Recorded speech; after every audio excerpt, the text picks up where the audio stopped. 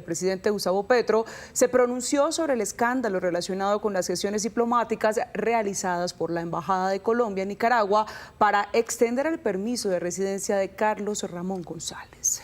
Entre tanto, Alejandra, el Ministerio de Justicia solicitó a la Fiscalía General de la Nación dar inicio a los trámites correspondientes para la extradición del exdirector del DAPRE. Toca confesarlo. En medio del Consejo de Ministros de este viernes, el presidente Gustavo Petro negó que el gobierno tuviera conocimiento de las gestiones hechas en la Embajada de Colombia en Managua para extender la residencia en Nicaragua de Carlos Ramón González, exdirector del Departamento Administrativo de la Presidencia, imputado con cargos por el saqueo a la Unidad Nacional de Gestión de Riesgo de Desastre. Nos enteramos por la prensa. Se toca confesarlo, me enteré fue por la prensa. Y la canciller también, y la anterior canciller también. No es cierto, el gobierno nacional no pidió ninguna residencia del señor Carlos Ramón. Los trámites diplomáticos que favorecían a González se hicieron el 21 de mayo de 2025 con una carta enviada por la Embajada de Colombia en Nicaragua al Ministerio de Migración y Extranjería de ese país. Solicitamos el apoyo del Ministerio de Migración y Extranjería para regularizar el estado migratorio. Se renueve la residencia del compañero González, toda vez que la misma está para vencer el 14 de junio de 2025. De acuerdo con los documentos oficiales, ese mismo día, el 21 de mayo de 2025, el gobierno de Nicaragua respondió afirmativamente la solicitud de residencia de González, teniendo en cuenta que hasta esa fecha el exfuncionario no tenía ningún requerimiento judicial. Sin embargo, es motivo de polémica la firma del documento de solicitud al gobierno nicaragüense, pues desde la Cancillería señalaron en un comunicado que el Ministerio de Relaciones Exteriores de Colombia no tuvo conocimiento ni dio autorización del gobierno para dicho trámite. Este viernes, la Procuraduría inició una indagación previa en contra de funcionarios del Ministerio de Relaciones Exteriores, quienes presuntamente habrían colaborado en los trámites diplomáticos que favorecieron a González y sobre quien pesa una circular roja de Interpol. Por su parte, el Ministerio de Justicia solicitó formalmente a la Fiscalía iniciar con los trámites de extradición del exdirector del DAPRE, argumentando que hay un tratado vigente entre Colombia y Nicaragua que debe darle cumplimiento a las decisiones judiciales, especialmente esas relacionadas con casos de corrupción. El exdirector del DAPRE, Carlos Ramón González, ha sido señalado por el exdirector de la Unidad para la Gestión del Riesgo, Olmedo López, y Sandra Ortiz, exconsejera para las regiones, en el escándalo de corrupción en la entidad. Estos son algunos de los cuestionamientos en su contra. El nombre de Carlos Ramón González, exdirector del DAPRE, apareció por primera vez en el escándalo judicial de la Unidad de Gestión de Riesgo porque fue incluido en la matriz de colaboración de Olmedo López.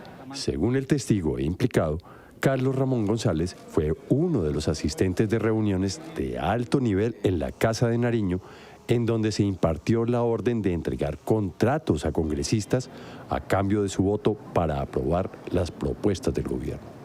Estas órdenes fueron impartidas en una reunión denominada como cónclave y se llevó a cabo el 27 de noviembre de 2023. El cónclave son varios altos funcionarios del gobierno, entre ellos ministros, reunidos en un acuerdo preestablecido de ellos, donde tomaron la decisión de que votos en el Congreso de congresistas se conseguían a cambio de contratos y beneficios dirigidos para conseguir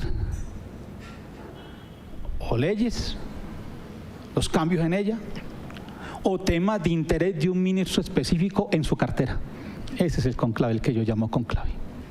Y donde no fue una reunión, fueron varias reuniones. Según Olmedo López, el cónclave se realizó en la Casa de Nariño y contó con la asistencia de varios altos funcionarios del gobierno. Otros ministros estaban en esa reunión y era el cónclave. No fue uno. No fue un ministro dando órdenes. Fueron varios ministros dando órdenes. Entre los asistentes al cónclave estarían el exministro Luis Fernando Velasco, Carlos Ramón González, entonces director del Departamento Administrativo de la Presidencia, y el exministro de Hacienda, Ricardo Bonilla.